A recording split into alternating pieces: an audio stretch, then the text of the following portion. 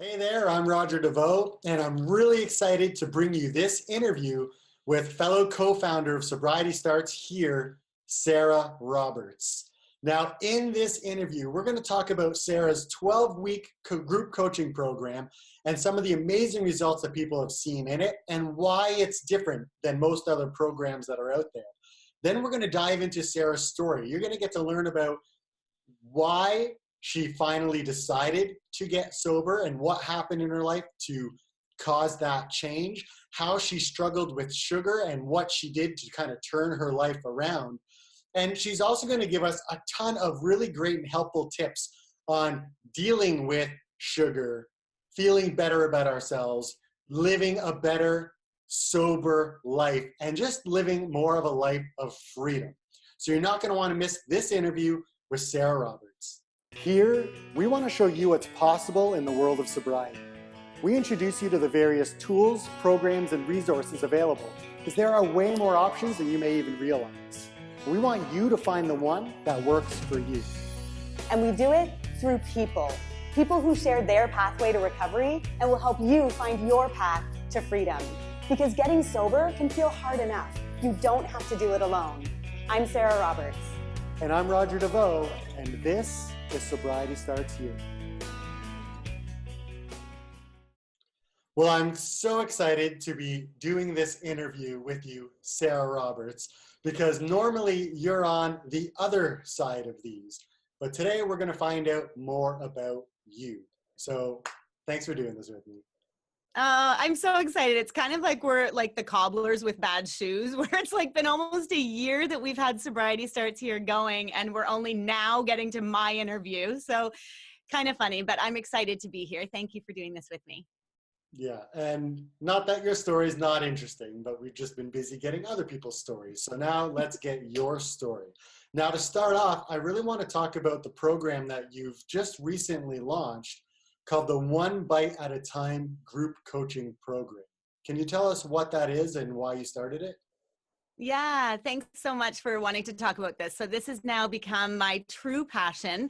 I had been working one-on-one with clients for a few years and achieving some success with them and loving that work, but really finding that I am only one person. And if I'm only able to work with one person at a time, I'm just not going to be able to influence and affect the number of people that I really want to, because the stuff that I teach in my group coaching program and in my one-on-one coaching, it really is all wrapped around raising awareness and just getting to a place where we absolutely don't want to escape our lifestyle, where we love the lifestyle that we've created, and we've created more joy and freedom around food and our bodies and our weight and just all of that. And so that's really what I wanted to achieve with the group coaching program, being able to touch more people in the process. And I So feel really like, the way, pardon me, I sorry? feel like so many of us can use that, but who is it that you're really targeting with this program? Who are you trying to help? Most often, the people that I am connecting with are people who have gone from being addicted to alcohol or other drugs, and they've found themselves after getting sober, all of a sudden reaching for the sugar. And they just don't seem to really understand where this is coming from in a lot of our cases. And I know we'll get into my story, and that was my case, was that I just didn't know where this addictive nature around my behavior with sugar and food was coming from, because I had been drinking for so long and I was easily able to avoid all of that junk and the tons of sugar and all of that, thinking I was avoiding it, but not realizing I'd been drinking my sugar for so long. And also that I had been really nurturing the reward center in my brain night after night after night. And I say nurturing, I mean sort of sparking the reward center in my brain with alcohol. And I didn't realize what was happening when I quit, when all of a sudden I'm just craving and craving and craving sugar and wanting that dopamine rush, which is all the stuff that I learned afterwards. In the moment, I was just like, why am I craving ice cream so badly? But whatever, I've given up my favorite drug of choice, alcohol, so I don't really care. I'm going to go to the store and I'm going to eat all of this sugar. So I find the people that I work with mostly are people who are in that same boat, who have given up one drug and all of a sudden they are now reaching for sugar, which for all intents and purposes, sugar acts very similarly to a drug in the brain and on the body. And so we find ourselves in that boat. So for the most part, those are the people I work with. I love working with people that are in recovery. I also work with people who are just simply struggling with sugar for their whole lives, because the principles and the strategies that I apply to the work can really apply to anybody. So really the way that the program works is we get started really just getting our awareness raised. And I talk about awareness being raised all the way through. And I think it's just something that, in anything in life, when we don't have awareness around it, we just have no ability to be able to change. So that's the first step, is developing that awareness. And what we do is we go deep. We go underneath all the reasons why we were using whatever drug we were using, and then using sugar to soothe. So we kind of get underneath all of those root causes of why it is that we do the things we do. And again, I know I'll share a little bit in my story what I needed to heal, but until we heal that real core wound and look at those little and big traumas in our lives and really analyze them and uncover them and heal them, then we're just constantly going to be putting Band-Aid solutions on whatever it is that's hurting us. And so for most of us, for most of the people that I work with, it's, alcohol for sure. And then of course it's sugar. It's just using junk food to soothe our emotions in a similar way that we use drugs or alcohol. Yeah, and I feel like that's so many of us who struggle with sugar, but we don't even, I think a lot of us don't look at sugar as a drug, yet it negatively impacts our lives, just like other drugs that we look at, like alcohol or heavier drugs that impact our lives. We feel bad about ourselves. It affects our mentality. It affects our emotional well-being, our physical well-being. It negatively impacts us so much. And I find that so many people because we don't look at it as a drug, we don't look at fixing it like a drug. And one of the things that I've been amazed seeing your program are the testimonials. People who have dieted on and off for years and tried all sorts of different things, trying to just stop struggling with sugar. And people go through your 12-week program and they're coming out of it changed. And it's really amazing to see. Oh, thank you so much for that. I really appreciate that, because you've been privy to all of the messages that have come through, not just the ones that I've posted on my website. And when I just sort of burst into tears and can't believe that I get to do this work. I feel so incredibly blessed to have this opportunity to work with people one-on-one and in a group setting. And what's so cool about the group coaching, and I called it OBAT, or one bite at a time. And I didn't follow the AA model of recovery for my alcohol addiction, but it is certainly a tenet that I really believe in. I believe that we just need to focus on today, one day at a time, one bite at a time, one meal at a time. And so being able to work with people in this way has been truly game-changing for me. And like you've seen in the testimonials, people saying, I wasn't really sure what to expect. Sarah doesn't necessarily lay it all out at the beginning. And I do that on purpose because I don't want to overwhelm people. I think sometimes when we read sort of the syllabus or we read the outcomes that are expected in a program or a course, we can start to get really overwhelmed and think, oh my gosh, can I do this work? Is this going to be too much for me? Like, is it going to take too much of my time and energy? Am I even able to devote to this? And so I find that just revealing small pieces 1 week at a time, there is homework every single week that really goes along with the coaching call that I do. So every week we have a 1-hour coaching call, and then at the end of it, I assign a piece of homework. And some of the homework I allow my students to work on the entire 90 days. And maybe even beyond. And then other pieces of homework are sort of due the following week, but none of it takes more than probably 1 or 2 hours as a maximum, depending on how deep you want to get into the journal work and the different things that you can do. But I find it really accessible for people. And the entire time we're working together for 12 weeks, we're always talking about food and sugar and strategies and tools and tips and recipes. But that's not the main point of it. And that's what really makes my program so different, is that we are really going to the emotional side of the work. It is so much more impactful. It can create so much more change. And what I find is that diets fail for a reason. Well, first off, they don't necessarily fail. Diets work, right? In the short term. When we restrict entire food groups, when we restrict, food categories, when we get very strict on portion sizes, when we do everything by the letter, we will see a difference in our weight, in our body mass within, probably a week or 2 weeks.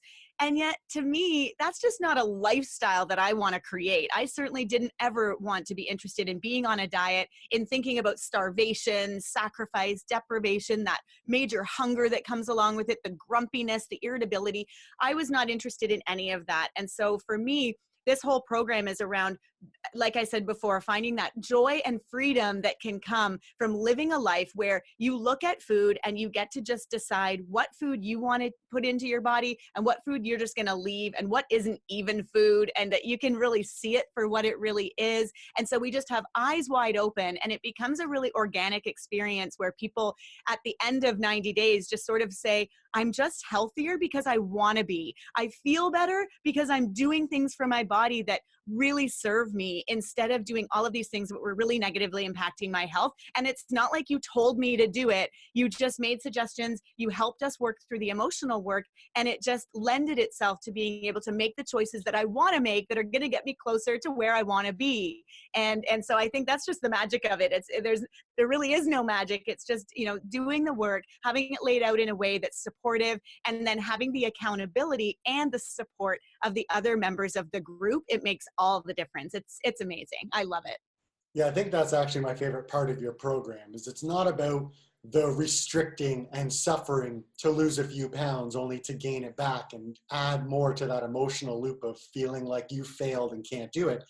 You're really empowering people to want to make the right choices and to live their life, and give them that actual freedom around food to be eyes wide open about their choices, to make better choices, and you just guide them in that right direction. I think that's why the testimonials have been so positive, because when you reach that point, and you did it with me after I met you, being able to look at food in a completely new light and look at my body in a new light, and the relationship that food has with my mood and the way I feel and the way I look, it's completely changed my life. And I've never looked at food the same.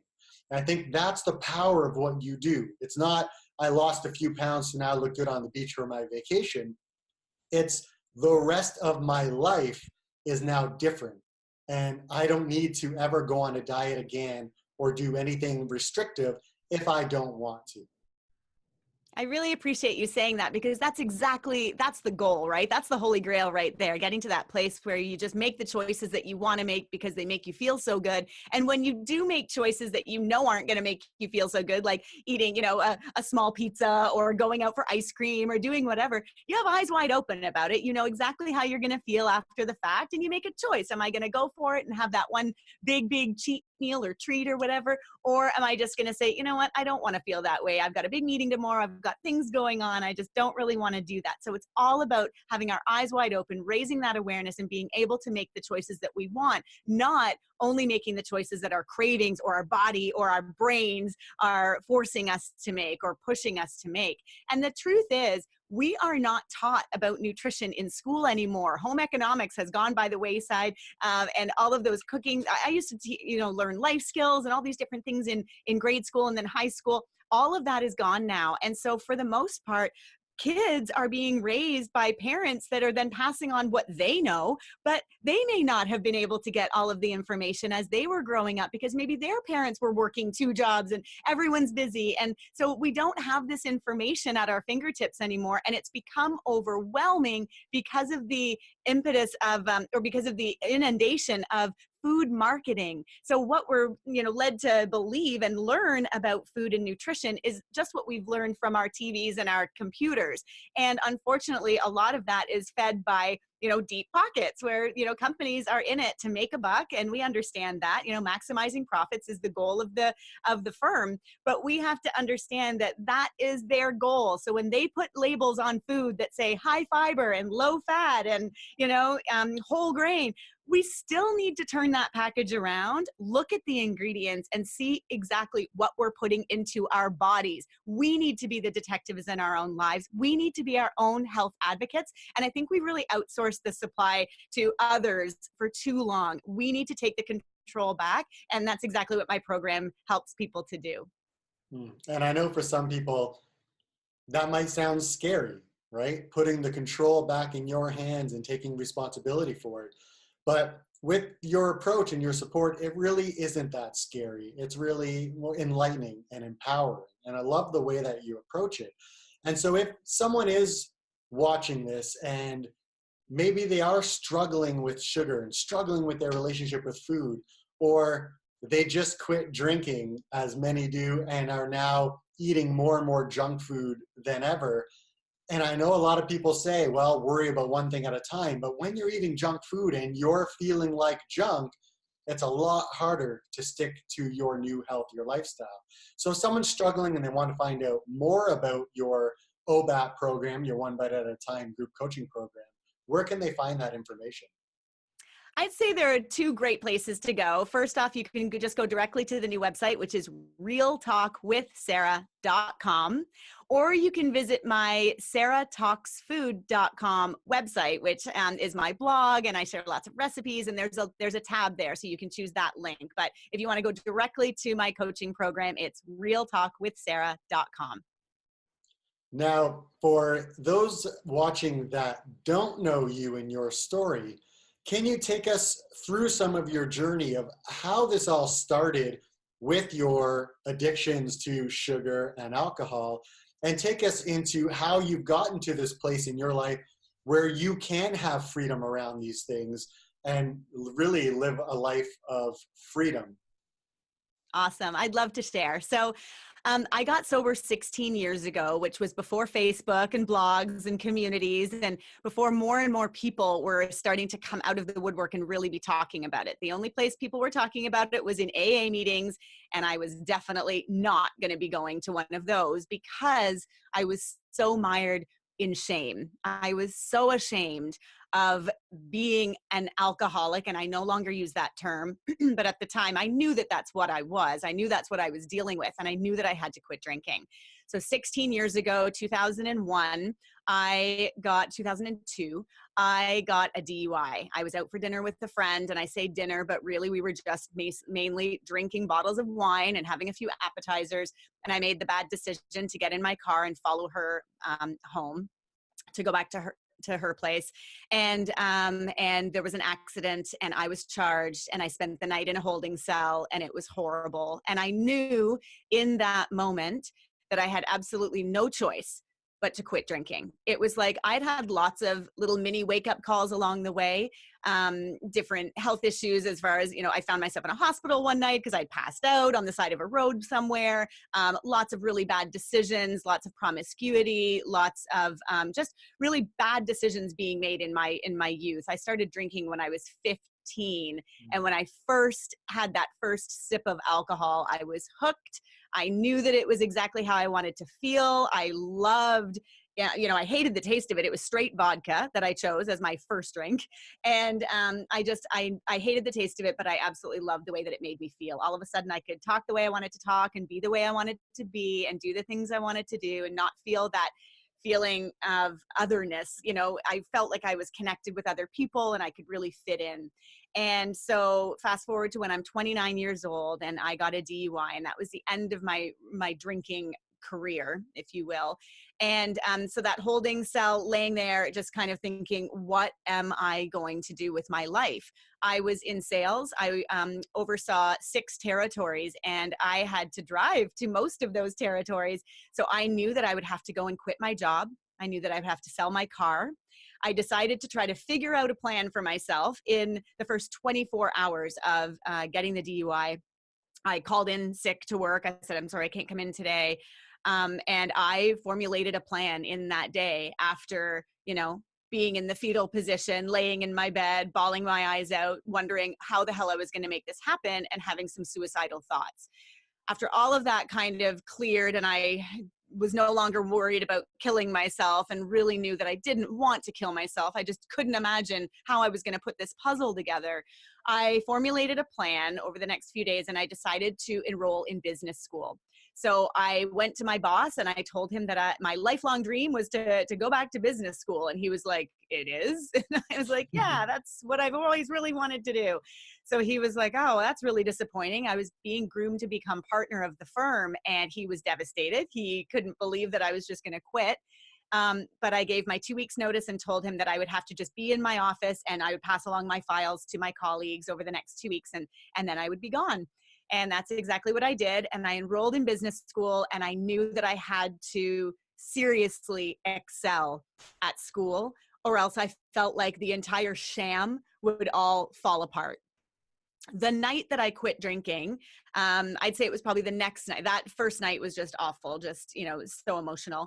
And then the next night I found myself with my then boyfriend. I said to him, like, I want ice cream. Like, I need ice cream. And he was like, okay. And I was someone that, like I was mentioning earlier, I could easily pass on dessert. And so all of a sudden I'm craving ice cream. And so we went to the store and we went to the fancy ice cream aisle, and we each picked out a tub of Ben & Jerry's ice cream, went back to his place, which I had then decided to move in because he lived very close to the college and I had no car. So I was then moving in with this guy, and had never thought that I would move in with somebody before, you know, getting married or being in a really committed relationship. But anyway, had to make all of these decisions. And so we're sitting in front of watching Survivor, season 1 of Survivor, if there are any Survivor fans out there. And we ate the entire tubs of ice cream. Like, I literally just held it in my hand with a spoon, ate the entire thing. The next day comes along, and I tell him that after he comes home from work that night, I'm like, I want more ice cream. And we go back out and do the same thing. Well, after about 2 weeks of many nights of doing this, I started to realize I cannot do this. I cannot eat this way. This is not healthy.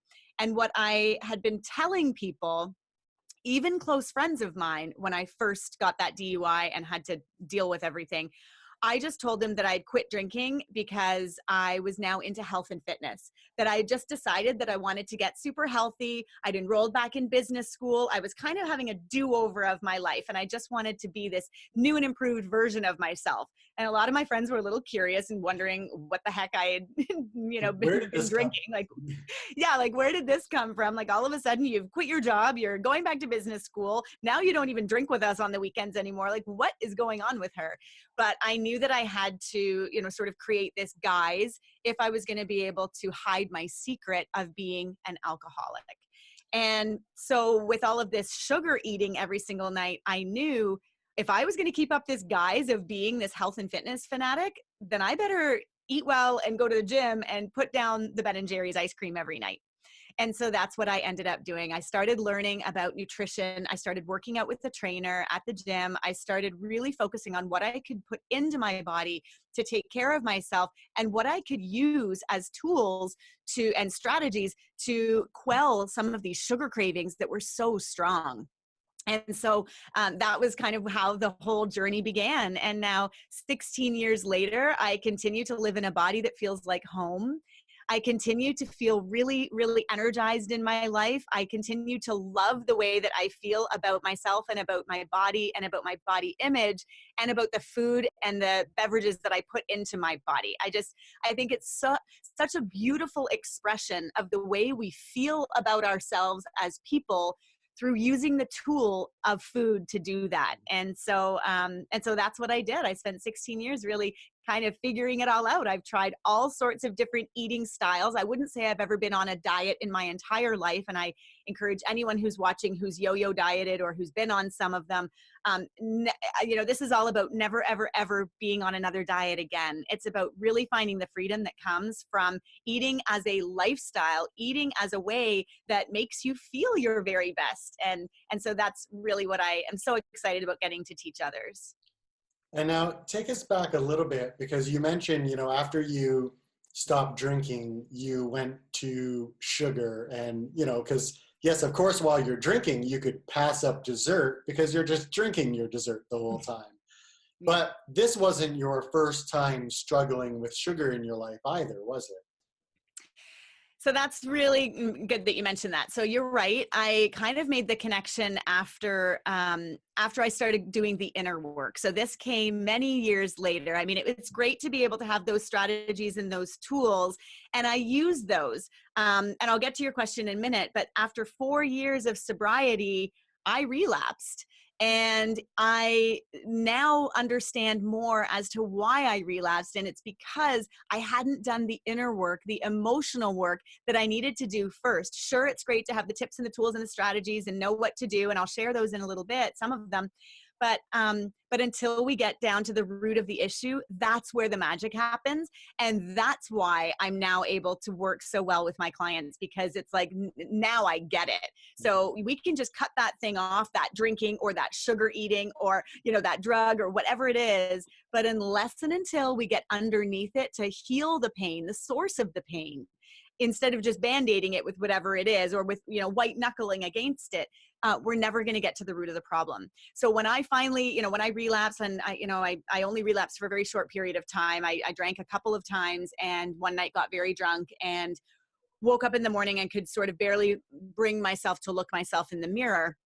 But when I did, and my eyes met my gaze, I sort of said to myself, you've come this far, you've come this far in 4 years. Look what you've done. You graduated at the top of your class at college. I received the highest award in the college, and I busted my butt, and I'd done all the work. And then I moved to a brand new city by myself, and I wanted to start this fresh new life. And then, 3 weeks in, I relapsed. I mean, this is not the way that I wanted to live my life. And so I looked myself in the eyes. I forced myself to, and I just decided, you have a decision to make here, girl. You can either go back to where you know exactly what's down that road, or you can continue on this new road that you've been carving. And it seems a hell of a lot better, if you ask me. And so I'm lucky that my relapse really taught me a huge lesson. And so what I then did, pardon me? I think that's actually a valuable lesson to anyone watching this. Is I think you can take a relapse and really look at it one of two ways. It can be something that you use to add on more shame to yourself and add on more self-doubt and have it take you down a darker path.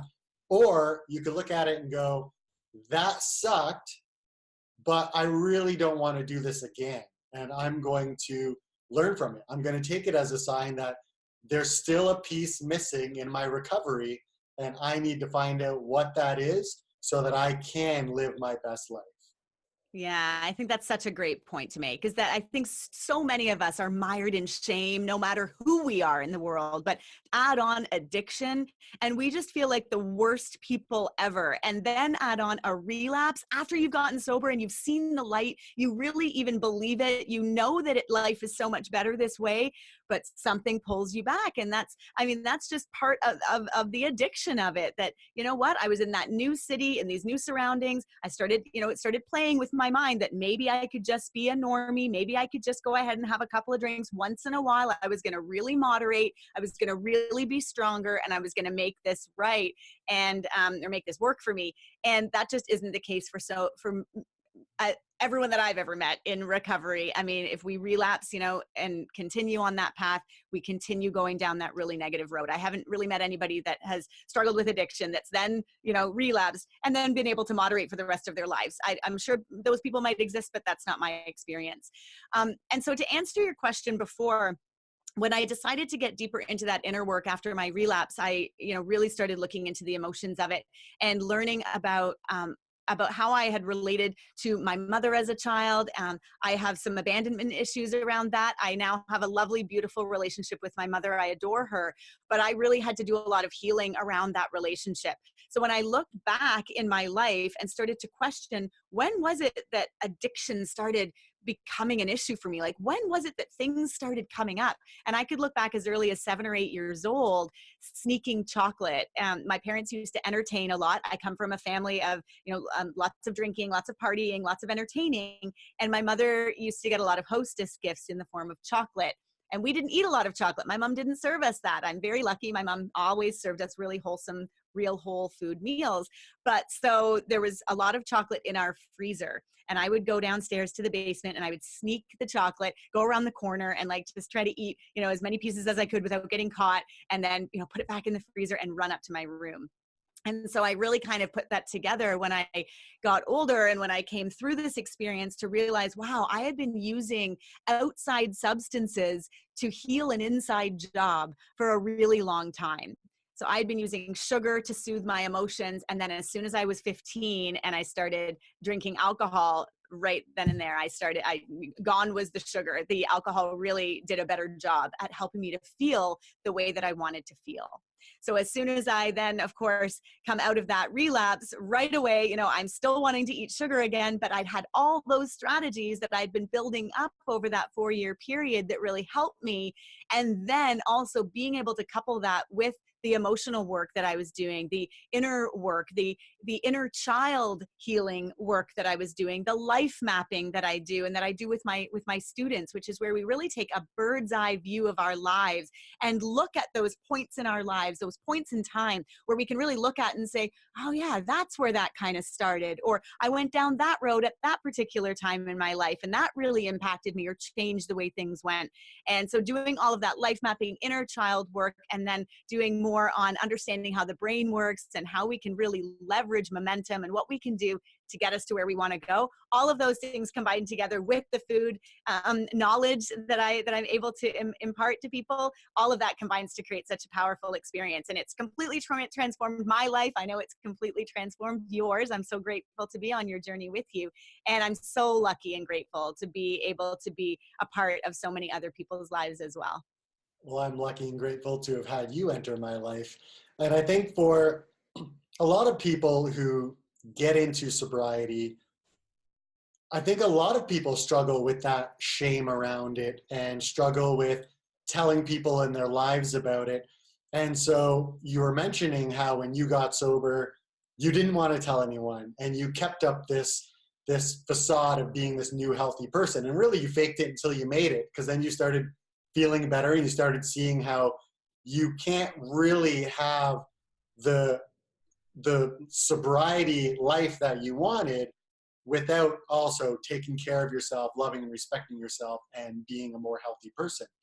But when did that switch happen from sort of faking it until actually living it and understanding the power of it? And was there a clear moment for you where it was like, wait a second, this is how to live life. This is really the only way to be? That's a great question. And I think that those points came up all along the way. I think early on in my sobriety, drinking more water, just realizing, wow, this makes me feel really good. Like just really kind of being aware of it.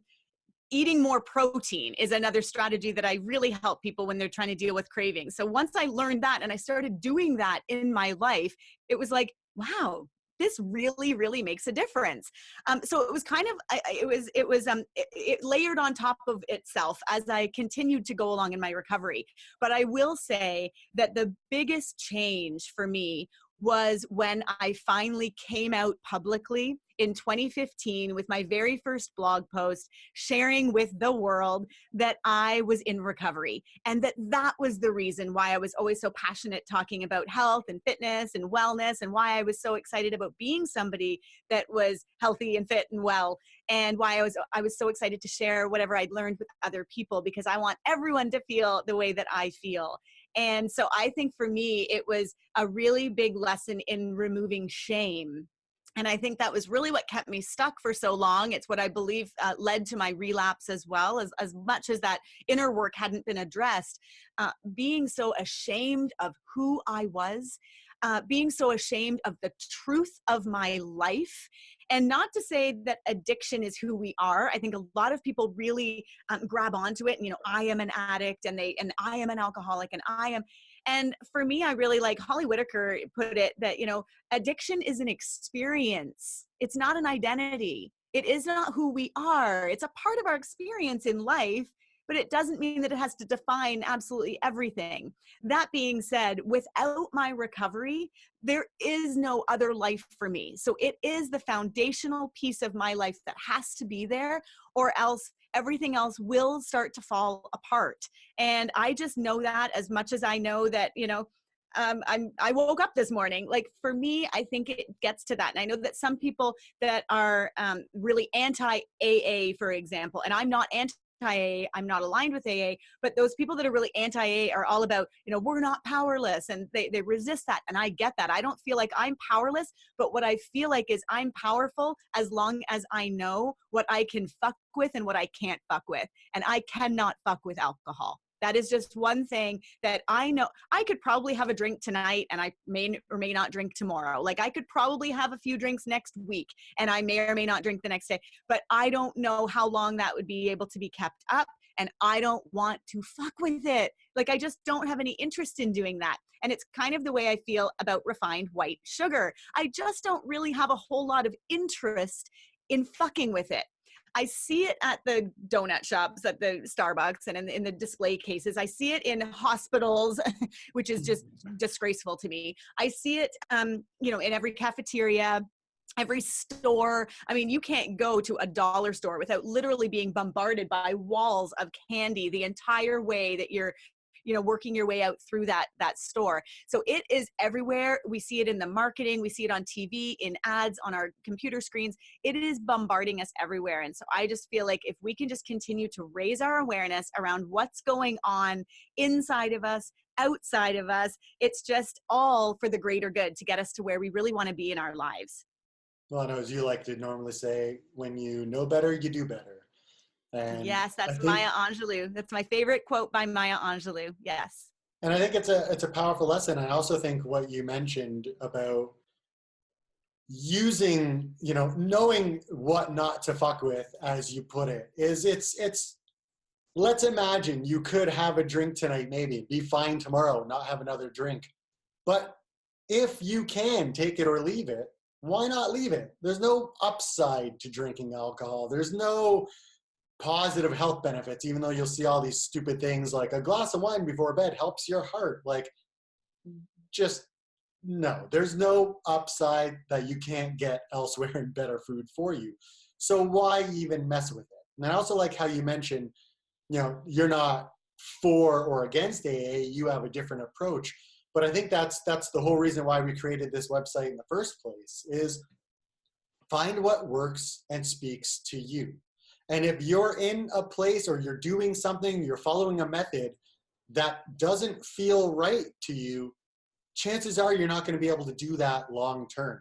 So look around, find what works for you, find what really sparks that sense of freedom in you, and keep pushing forward to live your best life. Because I think you're proof to all of us, if you put your head down and make a decision on something and then start taking the actions towards that, you can make it a reality.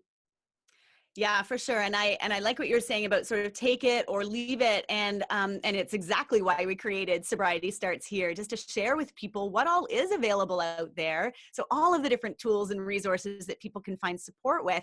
But when it comes to eating, the one thing is, it's like with drinking or with drugs, we don't need them. And you're so right. Alcohol. And I'm so excited here in Canada. We just came out with the most recent Canada's Food Guide. And literally the suggestion is avoid alcohol. Like, not even just cut down, not even, moderate. It's like avoid alcohol. So I'm really encouraged to see that, people at higher levels are starting to really take a look at the fact that you're so right. There is not one single health benefit to drinking alcohol. Not one. I mean, the only thing about the heart health was the resveratrol that you can get from red wine. And we can get that in a handful of grapes, people. So let's just do that instead.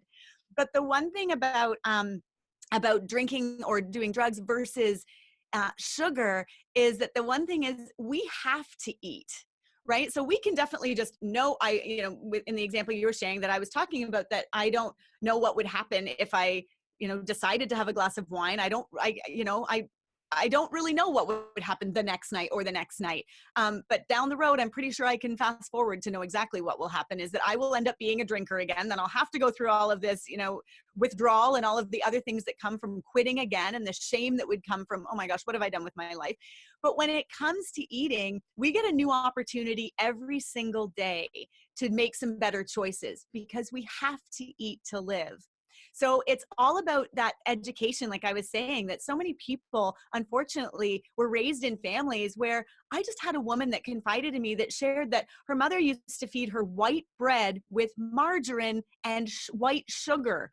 Sugar sandwiches were a thing. And she's not the first person that's had these. This is not, a whole, it's not just her mom that does it. I've heard of this kind of a sandwich before. Or kids being raised on Twinkies, or kids being raised on, they wake up in the morning and they have Fruit Loops cereal. The number one ingredient in Fruit Loops is sugar. So if you wonder what you're eating and you turn around a food box or package and you see that the ingredients list labels sugar as the first ingredient, remember that it goes in order of amount on the ingredients list. So if you see the first sugar ingredient is sugar, you just have to decide, okay, then I am eating sugar right here. Like, this is all that this is sugar. There might be a few other things like, you know, whatever's in that, whatever they're made of, wheat or corn probably. But the first ingredient in that breakfast cereal is sugar. And so it just drives me a little crazy because we all need to do better if we want to feel better. And I get that so often where people say to me, your skin's glowing. What do you use? And I just want to say, I use sleep and water and reducing my stress and meditation and exercise and eating really good food. That is what I use for my skin. But if you're asking me about my skin products, here you go. But I think that we all want to look better feel better in our bodies, feel good in a bathing suit, feel happy and joyful when we get out of bed in the morning and like, damn, like I look good, I feel good. And yet we have no interest in the workouts and the eating well and the water and the meditation and the exercise. Like, we want all of the good stuff and we don't want to do the work to get it. And that's what I aim to help people to change, because I encourage people to get to a place where you actually look forward to drinking water, you look forward to meditation, you look forward to exercise, and you really look forward to eating healthy, real food options every single meal as often as possible. And it's a game changer. If truly, I believe, 80% is the food, 20% or 10% is exercise, and the other 10%, if that, is genetics. So when people will say to me, well, my mother was overweight, my mother's mother was overweight, everyone, it does not matter as much as we want to think it matters. And the ego really loves to be the victim. So as much as the ego can make it that it's not our fault and that,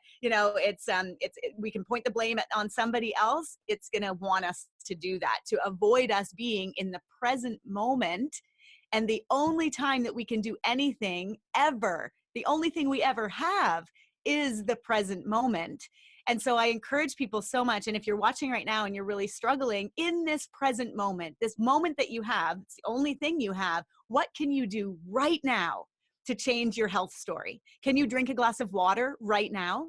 Can you eat an apple and maybe some raw almonds right now? Can you go out for a walk in nature right now? Well, maybe finish watching this and then go do that. But, can you do a workout right now? Can you turn this off after we're done and, go online and check out a Betty Rocker? She's my favorite workout girl to work out with. She's got tons of free videos on YouTube, bettyrocker.com, and you can do a 10-minute Tabata, which is just a quick workout. They're high intensity interval training workouts. Can you buy a soda stream this afternoon? Can you say, you know what, I want to get more water, but I hate regular water, so I'm going to buy one of those soda streams and make sparkling water, which I know Roger is you're a big fan of, because you hated still water. But most of the benefits of fresh water can come from sparkling water. Yes, it's a little bit more acidic, whatever. We're not drinking wine, we're not eating chocolate. Like, those are very acidic. So is milk, like all these other things that are acidic. So that's usually the complaint that people have around sparkling water. So we can do, yeah. Sorry, I know I'm getting super excited. Go ahead, sorry. This is perfect. First of all, I love how excited you get. Second, SodaStream has changed my life because I still drink water through the day after a workout, things like that, but it helps me towards the evening as well to really make sure I'm getting as much water as I can. And so you're mentioning tools. So as you know, we like to end off with asking what your favorite tools are. So why don't you keep going with some of your favorite tools? You mentioned bettyrocker.com to help people do quick workouts right in their home, SodaStream to help people get hydrated. What other tools do you really like and recommend to people? That's such a great segue. Well done, Roger. I love that. Okay, so that's so true, because I had SodaStream as one of my tools, because it's one of those things that you can even, take to a party. You can even take your SodaStream, which we've done to many parties. We've shown up with our SodaStream. There's no plug or anything. It's super easy. And then there's no need for the hostess to have to figure out something for me to drink when I am not drinking alcohol. So I have done that a lot. I also love taking, and I got this tip from Holly Whitaker. I saw her being being interviewed, I forget by who, but I mention it because it's something that I do as well. And I actually mentioned it I was interviewed for something. And so it's a great tip to take tea bags to get some really good quality tea. And Tea's Tea is my favorite, teastea.com, teasea.com. And they sell an amazing turmeric tea that I absolutely am addicted to. I love it, love it, love it. It's herbal. And you can just take one or two tea bags in a little Ziploc baggie to the party. And then as soon as you arrive, if there isn't something for you to drink there, you can just ask, can you just boil me up some boiling water? Super easy. And then you feel like you're having something special with everybody else if they are drinking alcohol.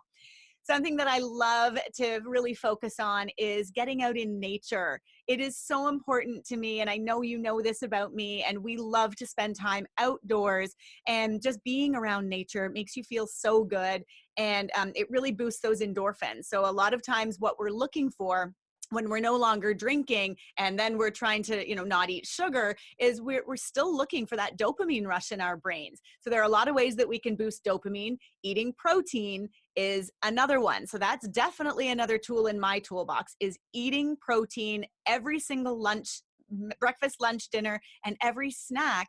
I ask myself, where is the protein here? So if you're just looking at a bagel or a muffin or a piece of pizza or a sandwich, you want to make sure that you are seeing protein at every meal and snack. And I encourage anybody that's struggling with sugar cravings to wake up in the morning and try to eat within 1 hour. My students, I usually tell them within 30 minutes. But if you eat a high protein breakfast within 30 minutes to an hour of waking up, you're going to notice far fewer cravings later in the day for sugar. So it's a really, really great hack, something that you can just switch, just decide to do. If you're somebody that doesn't eat breakfast at all right now, I realize that's going to be difficult. So maybe even just start slow. It's worth doing, because I was one of those people. I skipped breakfast most days, and just starting my day with a high protein breakfast completely changes the game, changes your energy, changes your production. You don't get a crash, changes your cravings. It's worth teaching yourself and forcing yourself to build into a habit. I agree with you. And it is just like anything. It's a habit that can be built. So I recommend for anyone who just literally will say to me, oh, I feel so sick in the morning, I can't do it. Just give it a try with maybe a handful of nuts and seeds. Maybe have a banana with a bit of almond butter or peanut butter or something that at least gets something into your stomach, and see how you feel. So probably the biggest tool that I should share that I work with my students is what we call the food mood journal. And a food mood journal is as simple as taking out a piece of paper every day, or having a little book, or using an app on your phone, or just using your notes app on your phone. And every single time you put something in your mouth, you note the time of day, you note the food that you've chosen, and then about 15 minutes later, you note how you feel mentally, emotionally, spiritually, and physically. And so you can just make this a really quick practice, but every time you eat, start to really make note of how you feel, because I'm very strong. I believe really strongly that we're 7 billion people on the planet. We all get our opportunity to eat whatever it is that feels best for us. There's no one size fits all. And that's why my program has nothing to do with a diet, has nothing to do with weighing food. There's no portioning food. It's like we do a little bit of the intuitive eating with more education, because what I don't like about the intuitive eating approach is that it's all about eat when you're hungry, stop when you're full. But if we're eating the wrong foods when we're hungry, it's going to cause more hunger, or it's just going to cause us to not feel very well in our bodies. And so for me, it's very much about the education around what food is, how it works, and how it works best in our bodies. So the food mood journal is a huge tool that if you're interested in weight loss, by the way, and again, that's never my focus, but if people are interested in weight loss, research shows that tracking your food gives you the opportunity to lose 3 times more weight than people who don't track their food. So pretty powerful. The other tool that I would recommend is taking days off. And I know that a lot of people have Saturday and Sunday as their weekend, but what I mean by taking days off is truly shutting down, truly just putting the phone away. Roger, you know, we just came back from Cozumel, Mexico, and I literally left my phone in the safe for pretty much the whole week. I checked it a little bit here and there, but that was it. And I needed those days off. I needed to take that time that was just for us, just for family time. And I encourage anyone watching, I don't care if it's a Tuesday afternoon, that you can say, okay, this is where I'm taking my time off, but it's time off where we're not still checking our phone and when we're not still answering emails. It's like you are off and you are relaxed. And so it's not just about having the comfy clothes on, but you're still, you know, doing everything on your phone, or you're still answering things, or you're still thinking or ruminating. It's like really allow yourself to just relax. And that's why being in nature is so powerful for me and for us in our relationship, because it really allows us to be in the present moment and just enjoy nature, enjoy that time. It's a beautiful snowy day today in Ottawa, and you and I are planning on going for a walk in the snow later. And I just can't wait for that, because the fresh air, that feeling, and being in the present moment, not being 10 steps ahead or 5 steps behind, just really being where we are is so impactful for our mental, our emotional, our spiritual, and our physical health. So those are probably my favorite tips and tools. And the last one, or two more, and I know I'm saying way too many, but podcasts have been huge for me. So whenever I go to a meeting, or if I need to drive across the city, I'm always planning what podcast I'm going to listen ahead of time. I don't want to name any podcasts because there are so many that are amazing, and we've interviewed so many people on this podcast that have their own podcast. And so we love that. And of course, this is a podcast, so it's an audio or a video podcast. But for me, being able to listen to a really great conversation, something that's going to stimulate my brain, instead of just sort of going through the usual music on the radio. I mean, that's okay too. But I really find that podcasts have really helped to keep me, you know, kind of, again, in the moment, interested, listening to something, learning something. They've been really impactful for me. And then the last tool for sure has been huge, and that is connecting with others. Until I was able to really share my story in 2015 and launch that blog that you encouraged me to do, and until I was really able to get real and raw and honest about who I really am and my experience in life and what had brought me to where I am today, none of this would have ever come. None of this would have ever been here for me. And so I encourage anybody who's mired in shame the way that I was to be able to consider, or I invite you to consider, the opportunity of releasing that shame, so that when you wake up in the morning tomorrow, you don't necessarily have to pick up those heavy bags of shame as you get out of bed and lug them around with you all day long, being ashamed for being in recovery, being ashamed because you are tackling something that is so huge and so amazing. And the fact that we literally live in a society where we glamorize and romanticize alcohol, and we condemn people that can't seem to consume a toxic and a highly addictive substance over and over and over and over again, and we wonder what's wrong with them. It's bullshit, people, because there are women and men that are looking at their relationship with alcohol when they only drink a couple of times a week, or if they binge drink on the weekends, or if they have, need to get home and have that glass of wine. These are those gray area drinkers that we hear about. And more people are deciding, you know what, I don't necessarily have to put a label on this. Whether or not you choose to label and whether I choose to label, that's up to each and every one of us.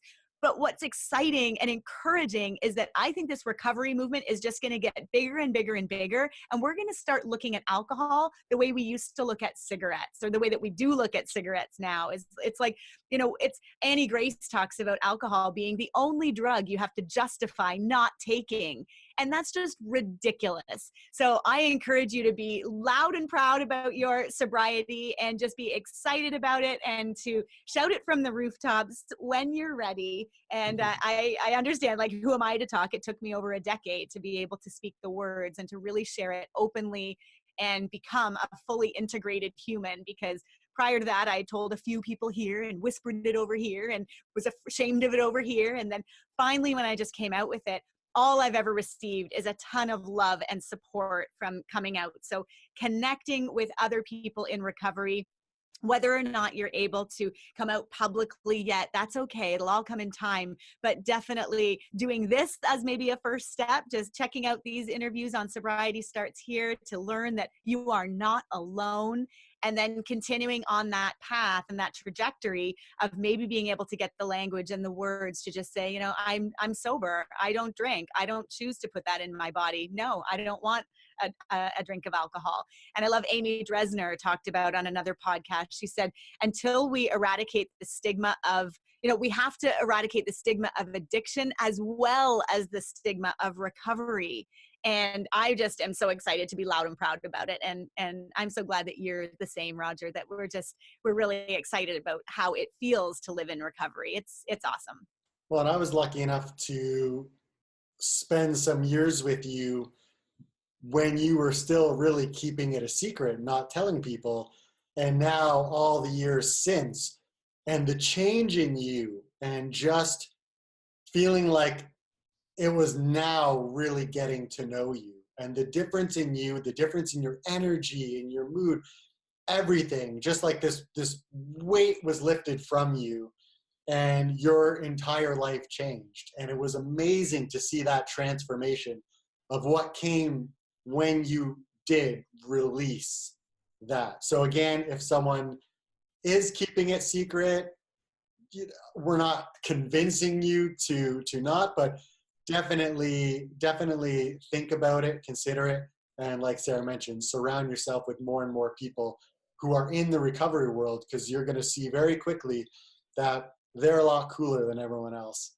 Oh my gosh, we're the biggest badasses there are. Are you kidding me? We've gone through the craziest hell. We've gone through crazy shit in our lives. We have come out and, we're still here. We're still going better and stronger than we were. Like, how did we hold jobs? And, I was being groomed to become partner. Like, I was a great employee. I did not miss work. I was promoted at work. Like, we are all, like, so many of us have that as a story where we seem to still want to go back to that image of the alcoholic who's on the side of the road that has the paper bag around the bottle, who has lost everything, that has no wife, no life, no husband, no career, no job prospects, like, the health is completely depleted. Like, that's just not the case for so many of us. A lot of us are really upholding this whole thing. And it's like, we know that at some point we can't keep juggling it, but we don't know how to get rid of it. We just don't know how to live life without alcohol. And that was me for so long. I mean,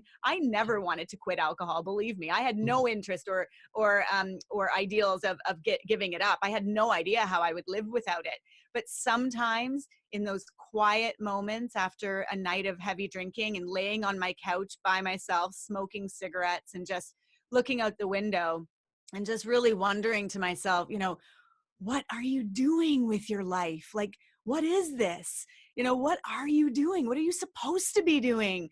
What the hell? Like, it was so tormenting. And, had I been able to get sober younger and be able to go on and thrive in my life, goodness only knows where I'd be today. But I have no regrets. And I truly see addiction as my greatest teacher and recovery as my greatest blessing. I'm so grateful for all of it.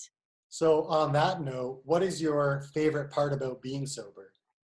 My favorite part, I should really have thought about this beforehand. What's my favorite part of it? I mean, just everything about being sober is just awesome, because waking up without a hangover, waking up without regret, waking up without feeling ashamed of what I've said or done. And I mean, those nights happened many times. And usually because I was out with friends, we were always in a group and partying, and I would say things because I'm an introverted extrovert, but while I was a drinker, I really thought I was an extrovert. And that was really just covering up for, if I'm drinking with a group, it's okay. If I'm drinking alone, there's a problem. And so, yeah, for me, just everything just gets so much easier. I'm not saying life is easy, and I'm not saying that, sure, there aren't those moments where, bad things happen and you're like, oh, what I wouldn't do to just take the edge off all of this, like just be able to soften those edges a little bit with alcohol. But what I remember and what I realize and what I know so strongly to be true is that alcohol only makes it worse. It only makes everything worse. Never once did alcohol solve my problems. Never once did alcohol make things better when I was going through hard times and then I drink at them. Never once did I wake up that next morning and like that thing was gone. Or it was so much better. Good for you. You drank that away. Like, no, it does not work that way. So absolutely everything is better in my life because of recovery, because of sobriety. And I truly believe that without it, I would not be able to live the life that I live today. I'm again, truly blessed. I have no regrets.